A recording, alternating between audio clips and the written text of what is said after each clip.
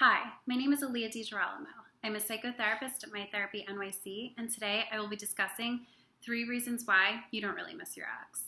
We'll talk about why we feel we miss them in those moments of vulnerability while forgetting the reasons why this relationship ended in the first place. Let's start from the beginning.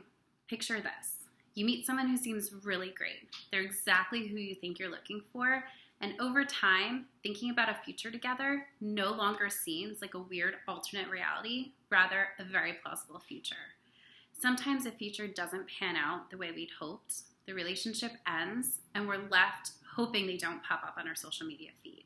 Then the day comes when they do, and we feel like we're about to faint. Okay, so that may be a very dramatic visual, but you get the idea.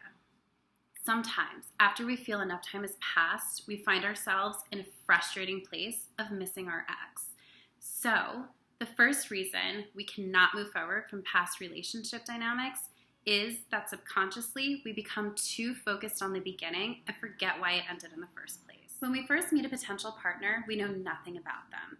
This leaves space for our minds to fill in the blanks and romanticize who we believe this person to be.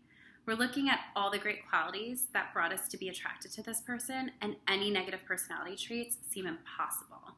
We put them on a pedestal so high, it seems that they can do no wrong. This beginning time leaves too much room for our minds to fantasize about all the reasons why they're perfect, and sometimes overlook the facts that tell us otherwise. Okay, I know at this point you may be thinking, well, if a relationship ends, I should just get over it and move on. However, it's not that simple. This brings us to our second reason why we feel like we can't move forward from past relationship dynamics.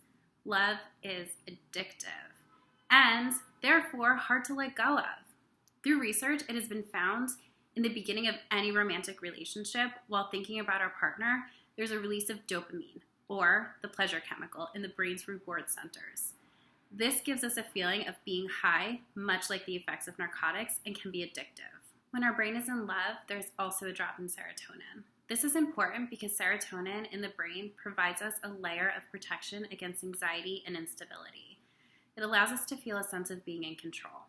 When this drops, so does that feeling of being in control, and we can become obsessively fixated on things that rattle this stability. Love, for example, is so unpredictable and becomes the best target for this obsession. This obsession sometimes leads us to engage in unproductive behaviors, such as staying in negative relationships or stalking our ex. All of this information may be a lot to digest, so in short, you're not going crazy. Love can be one of the most addictive, unpredictable drugs that we encounter in our lives. Even with knowing all of this, I can imagine you might be thinking, okay, that's all well and good, but it doesn't take away from the fact that I don't want to be alone. To which I would say, of course you don't.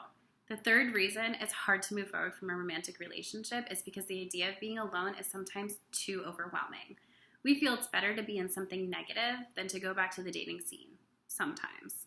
This makes sense. Humans are social creatures. Being alone is not something we typically gravitate towards. However, being out of a relationship does not mean that you are alone. When romantic relationships fail, it leaves us room to reconnect with friends, family, or even acquaintances within our lives. This is an opportunity to reframe the negative feelings of being alone forever and focus on taking the time to engage in things that provide us strength and happiness. The only person that can take our sense of self-worth away is ourselves, when we allow our focus to shift to all the reasons we aren't enough. Take some time to engage in self-care, but most importantly, self-love. I know personally that means going back to writing, sketching, or grabbing a friend and going to a yoga class. We need to connect with what makes ourselves unique and reject the things that negatively change us. In conclusion, you don't really miss your ex. You miss the idea of who you thought they were. Science tells us that we are not losing our minds, rather getting too much dopamine or not enough serotonin. You're not obsessive. Love is just addictive. And last but not least, it's okay to not want to be alone. So surround yourself with friends and family that love you. Take note of things you disliked about past relationship dynamics and know you have the power to accept the love you deserve moving forward. Again, my name is Aaliyah DiGirolamo. If you're looking for more great videos or blog posts, please refer to our website at mytherapynyc.com.